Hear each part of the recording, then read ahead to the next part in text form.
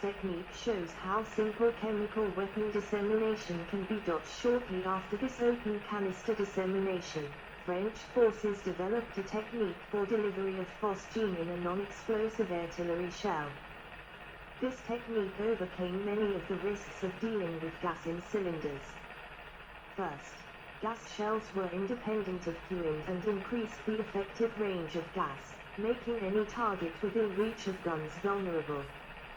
Second, gas shells could be delivered without warning, especially the clear, nearly odorless phosgene. There are numerous accounts of gas shells landing with a plop rather than exploding, being initially dismissed as high explosive or shrapnel shells, giving the gas time to work before fusiliers were alerted and took precautions. The major drawback of artillery delivery was the difficulty of achieving a killing concentration.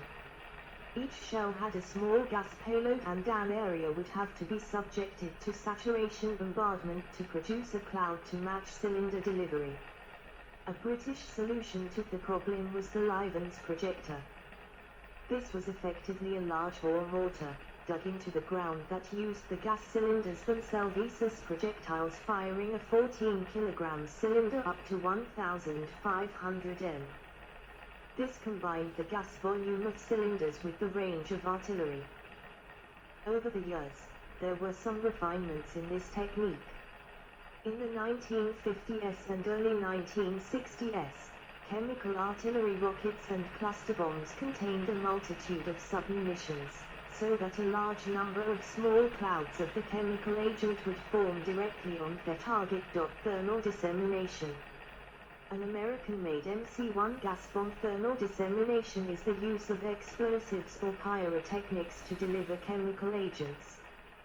This technique, developed in the 1920s, was a major improvement over earlier dispersal techniques in that it allowed significant quantities of an agent to be disseminated over a considerable distance. Thermal dissemination remains the principal method of disseminating chemical agents today. Most thermal dissemination devices consist of a bomb or projectile shell that contains a chemical agent and a central burster charge. When the burster detonates, the agent is expelled laterally. Thermal dissemination devices, though common, are not particularly efficient. First, a percentage of the agent is lost by incineration in the initial blast and by being forced onto the ground. Second, the sizes of the particles vary greatly because explosive dissemination produces a mixture of liquid droplets of variable and difficult to control sizes. The efficacy of thermal detonation is greatly limited by the flammability of some agents. For flammable aerosols, the cloud is sometimes totally or partially ignited by the disseminating explosion in a phenomenon called flashing. Explosively disseminated VICs will ignite roughly 1/3 of the time. Despite a great deal of study, flashing is still not fully understood, and a solution to the problem would be a major technological advance. Despite the limitations of central bursters, most nations use this method in the early stages of chemical weapon development, in part because standard munitions can be adapted to carry the agents. Soviet chemical weapons canisters from a stockpile in Albania. Aerodynamic dissemination. Aerodynamic dissemination is the non-explosive delivery of a chemical agent from an aircraft, allowing aerodynamic stress to disseminate the agent. This technique is the most recent major development in chemical agent dissemination, originating in the mid-1960s. This technique eliminates many of the limitations of thermal dissemination by eliminating flashing effect and theoretically allowing precise control of particle size.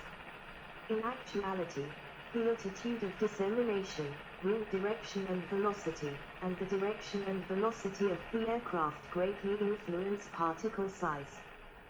There are other drawbacks as well. Ideal deployment requires precise knowledge of aerodynamics and fluid dynamics, and because the agent must easily be dispersed within the boundary layer, less than 200-300 feet or 61-91 m above the ground, it puts pilots at risk. Significant research is still being applied toward this technique. For example, by modifying the properties of the liquid.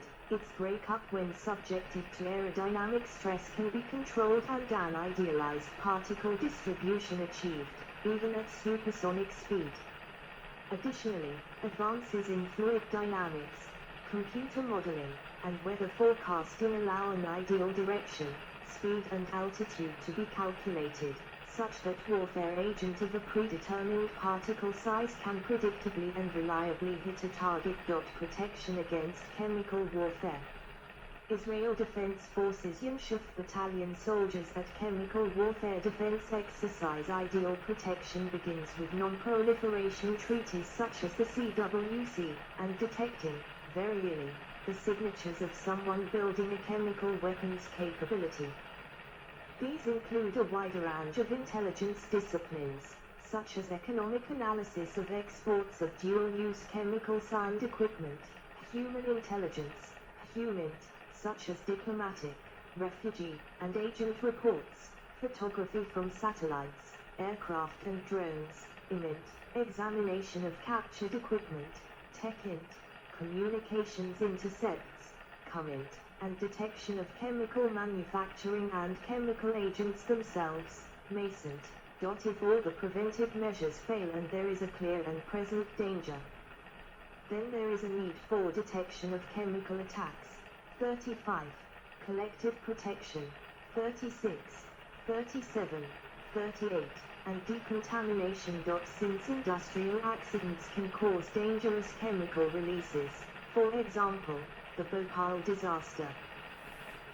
These activities are things that civilian, as well as military, organizations must be prepared to carry out.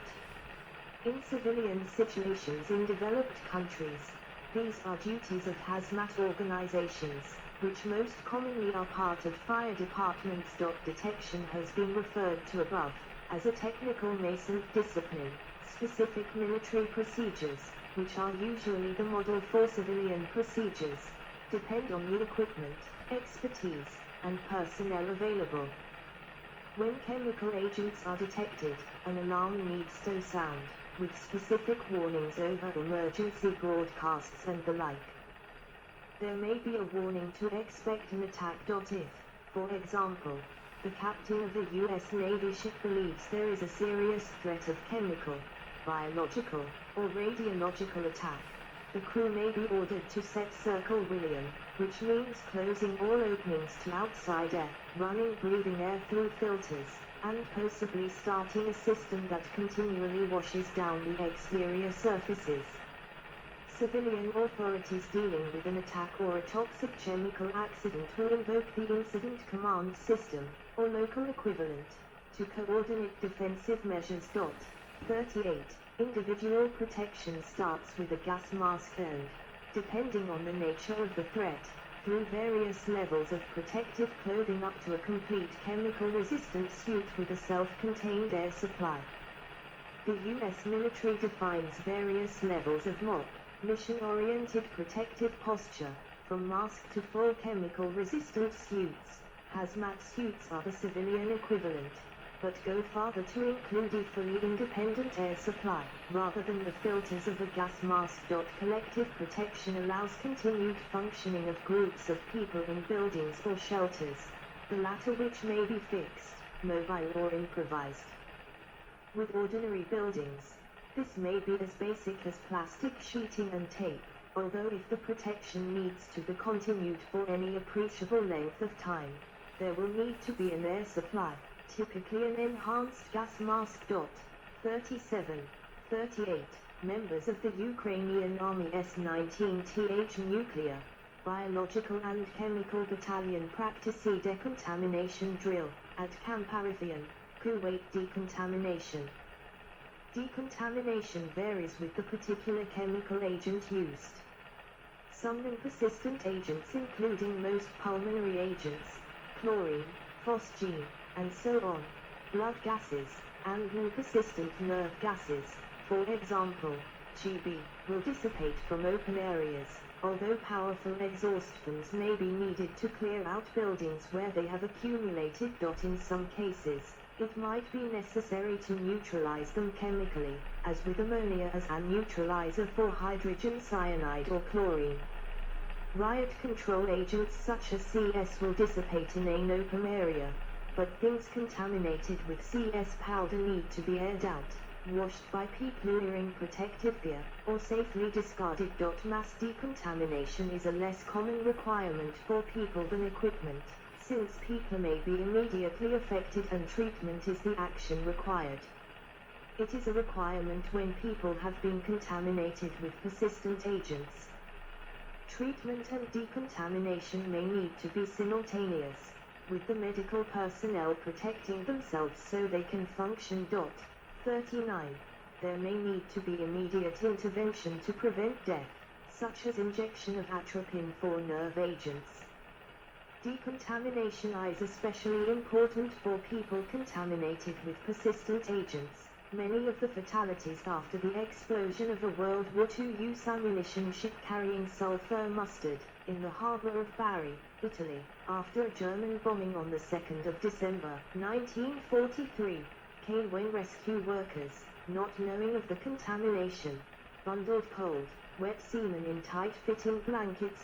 For decontaminating equipment and buildings exposed to persistent agents, such as blister agents, VX or other agents made persistent by mixing with a thickener, special equipment and materials might be needed. Some type of neutralizing agent will be needed, for example in form of a spraying device with neutralizing agents such as chlorine, thicker, strong alkaline solutions or enzymes. In other cases, a specific chemical decontaminant will be required. 38. Socio-political climate. There are many instances of the use of chemical weapons in battles documented in Greek and Roman historical texts. The earliest example was the deliberate poisoning of Curra's water supply with hellebore in the First Sacred War, Greece, about 590 BC. 40. One of the earliest reactions to the use of chemical agents was from Rome. Struggling to defend themselves from the Roman legions, Germanic tribes poisoned the wells of their enemies, with Roman jurists having been recorded as declaring armis bella non venenisderi, meaning war is fought with weapons, not with poisons. Yet the Romans themselves resorted to poisoning wells of besieged cities in Anatolia in the 2nd century BCE. 41. Before 1915, the use of poisonous chemicals in battle was typically the result of local initiative, and not the result of an active government chemical weapons program. There are many reports of the isolated use of chemical agents in individual battles or sieges, but there was no true tradition of their use outside of incendiaries and smoke. Despite this tendency, there have been several attempts to initiate large-scale implementation of poison gas in several wars, but with the notable exception of World War I, the responsible authorities generally rejected the proposals for ethical reasons or fears of retaliation. For example, in 1854 Leon Playfair, later 1st Baron Playfair, GCB, PC, FRS, 1818-1898, a British chemist, proposed using a carkadil cyanide-filled artillery shell against enemy ships during the Crimean War. The British Ordnance Department rejected the proposal as bad a mode of warfare as poisoning the wells of the enemy. Efforts to eradicate chemical weapons. Countries with known or possible chemical weapons. As of 2021, nation CW possession signed CWC ratified Albania eliminated. 2007 January 14, 1993, 42, May 11, 1994, 42, China probable January 13, 1993 April 4, 1997 Egypt probable no India eliminated. 2009 January 14, 1993 September 3, 1996 Iran possible January 13, 1993 November 3, 1997 Iraq eliminated. 2018 January 13, 2009 February 12. 2009 Israel probable January 13, 1993, 43, no Japan probable January 13, 1993 September 15, 1995 Libya eliminated, 2014 no January 6, 2004, acceded, Myanmar, Burma, possible January 14, 1993, 43, July 8, 2015, 44, North Korea no Pakistan probable January 13, 1993 November 27, 1997 Russia